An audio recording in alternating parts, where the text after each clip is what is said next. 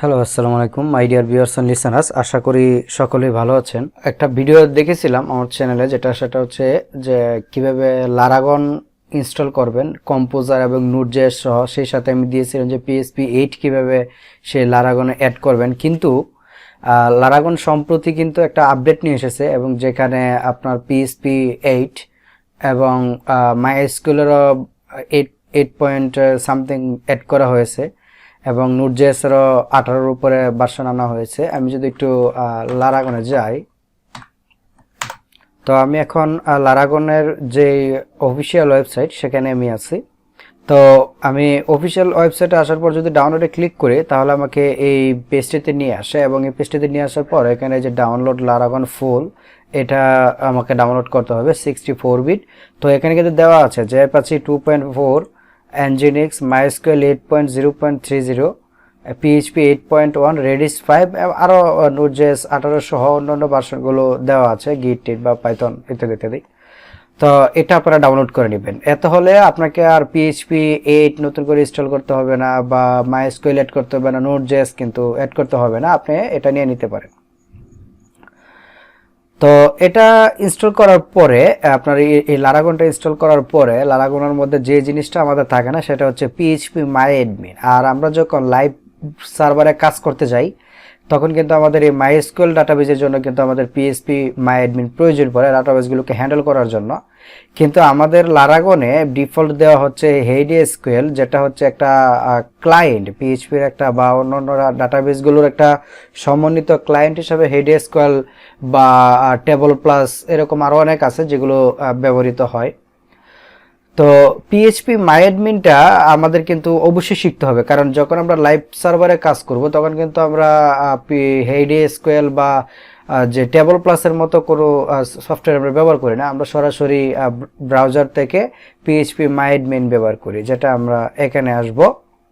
তো PHPMyAdminটা আমাদেরকে প্রথমে ডাউনলোড করে নিতে হবে লারাগনে অ্যাড করার জন্য। তো ডাউনলোড করার জন্য আপনি গুগলে বা বিংয়ে এসে সার্চ করুন ডাউনলোড PHPMyAdmin। আপনি প্রথমে যে ইউআরএলটা পারবেন যে www.phpmyadmin.net, সেখানে এসে ডাউনলোডসের মধ্যে আসলে এখানে আপনাকে এই পেজটা নিয়ে আসবে। সো এই পেজটাতে আসার পরে আপনি এখান থেকে এই যে বাটনটা আছে ডাউনলোড 5.2.0, অথবা আপনি নিচ থেকে আপনি আপনার অপারেটিং সিস্টেম অনুযায়ী ডাউনলোড করে নিতে পারবেন। তো আমাদের যেহেতু উইন্ডোজ এবং ডিফল্ট ভার্সন এখানে কিন্তু সিলেক্টই করা থাকে, যেমন এই যে দেখেন এখানে কিন্তু এটা সিলেক্ট করা আছে, যেহেতু আমরা উইন্ডোজ থেকে এসেছি।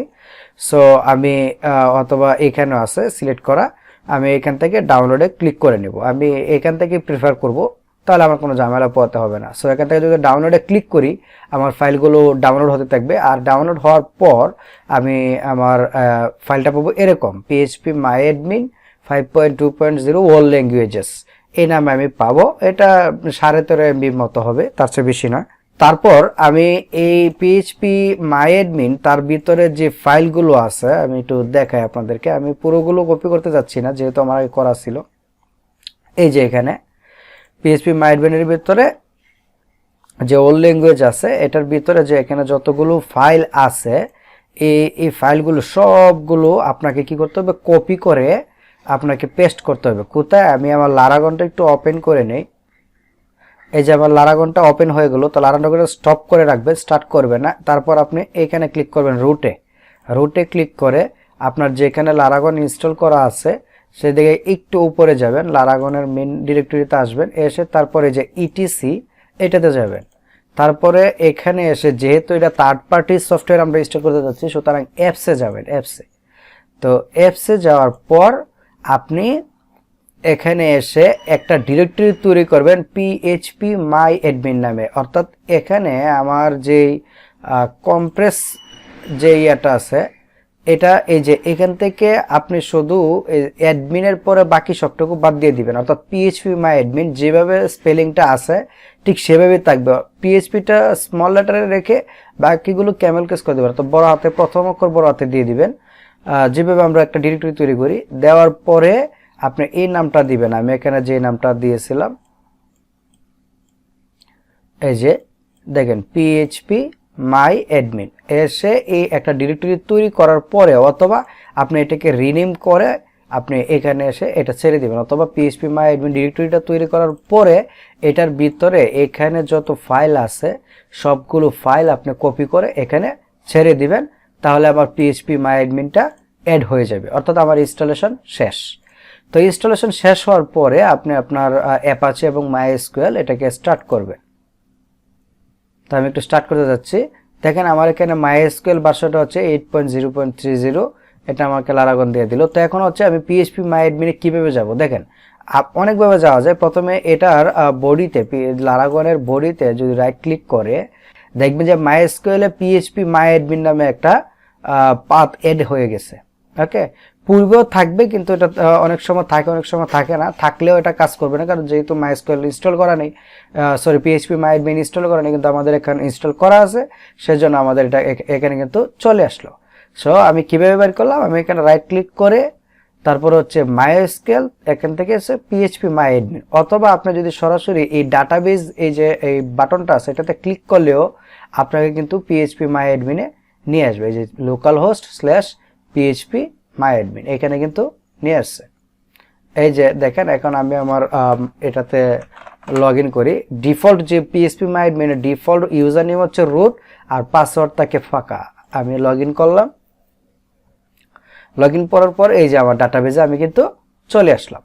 যেমন আমরা নতুন একটা প্রজেক্ট করতেছি PHP ফুড অর্ডার নামক, এই ফুড অর্ডারের যে আমার ডাটাগুলো যেগুলো কাজ করছিলাম সেটা কিন্তু এখানে চলে আসছে।